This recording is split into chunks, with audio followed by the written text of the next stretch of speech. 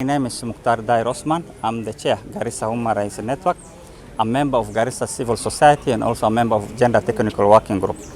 And we are here today to condemn and the incident happened in ifo2 camp and yesterday, whereby a mother who was pregnant died in food distribution. This is a very bad incident which happened. So we are here today to totally condemn the concerned agency, that is WFP and DRC. This incident was an incident which is was avoidable because we know as the policy of WFP that whenever they are distributing food in the camps, they are supposed to look at the issue of the elderly, the children and the pregnant women. But a mother died. And up to now, we have not seen or heard any statement condemning or talking about the issue by the Department of Refugee Services, and which is representing the Kenya government and also the UNHCR and other bodies which are in the refugee camp on issue of protection. So we want to condemn the incident which happened, and also our concern is the government, Kenya government, which is being represented at the camps, because the Department of Refugee Affairs are the custodian of the refugee camps. They are supposed to protect the vulnerable community refugees there. So I think our concern today is that the government of Kenya and the UNHCR, they are busy, and having meetings and also concern with the Shirika plan. Shirika plan is of no priority to the refugee camps. Refugees now, the vulnerable poor mothers are dying in food distribution. So what is the benefit of Shirika plan to the refugees and the host community? So I think, and our concern is we are condemning that incident, and this incident maybe have been happening even before, and it was being put under the carpet. So our UNHCR and the other protection, not only UNHCR, there are many other protection agencies within the camp, over 20 of them, and none of them has really and talked about the incident which happened to the mother. This is a life, 2 lives of a mother and a children who have died, and they have died only because of food distribution. That is a very unfortunate incident. So I'm here today and my other colleagues to condemn this incident, and thank you so much. Kim Shurie, I'm the Muhuri County Coordinator. We are gathered here today to condemn the loss of lives of a mother and her unborn child at ifo2 camp in the Dadaab refugee complex. It is very unfortunate that this is happening in this era, almost 3 decades later, when we know that there have been mechanisms in place where when it comes to food distribution and food rationing, these refugee agencies could use to do their work perfectly. It is very unfortunate that we have many agencies working in the protection field in that camp that have not come out to condemn this issue yet, and it has taken now the efforts of other human rights groups within Garissa to first condemn this issue, and the WFP and the UNHCR agency and also the DRS. We want to know why they are not coming out to clearly put out why this happened in this era. Given that they are the ones who advocate for the safeguarding policies, the do no harm principle, where they are supposed to put the lives of those the less fortunate, those are the expectant mothers, people living with disabilities, the elderly, and all these people. So we are here to condemn the act that happened yesterday, and we are here also to put out a statement to this the UNHCR agency, the WFP, and also the DRS.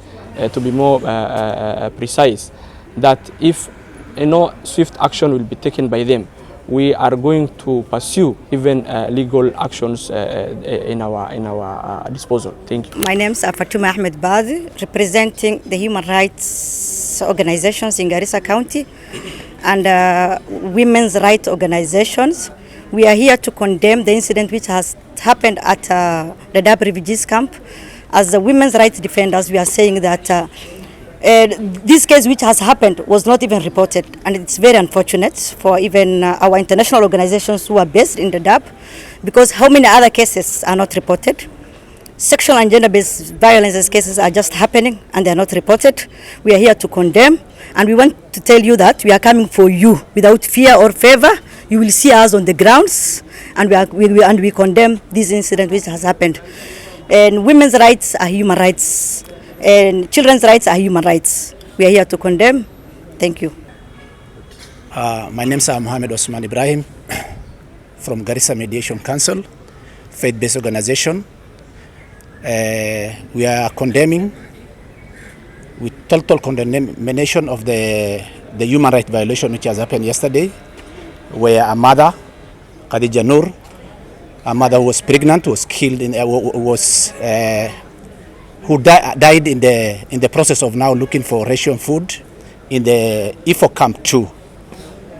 Now, as faith-based organization and the civil society from Garissa County, we are here to condemn that incident because of the loss of the life of the mother and her daughter. Remember, we have a lot of stakeholders in the refugee camps. We have the host communities, we have leaders. I happen to work with Care International for a period of 10 years, from 92 to 2002.